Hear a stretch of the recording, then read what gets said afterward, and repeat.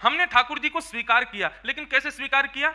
अब मैं नित्य हर महीने वृंदावन जाऊंगा, हर महीने गोवर्धन की परिक्रमा लगाऊंगा, हर महीने खाटू श्याम जी प्रणाम करने जाऊंगा, श्रीनाथ जी दर्शन करने जाऊंगा।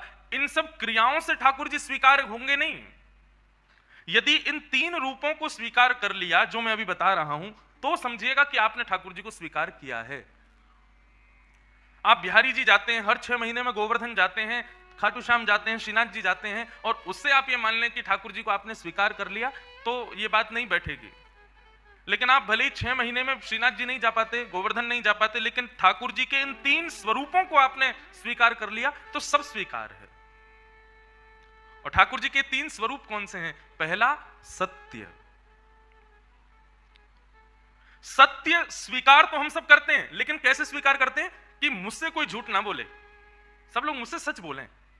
इस बात में हम लोग सत्य को स्वीकार करते हैं, लेकिन जब खुद की कहने की बारी आती है तो हमसे सत्य बोला नहीं जाता। हम इस रूप में सत्य को स्वीकार नहीं कर पाते। कहने में और सुनने में, दोनों स्थिति में सत्य को स्वीकार करो। अभी स्थिति यह है, सुनना सब चाहते हैं सत्य, लेकिन बोलना कोई नहीं चाहता।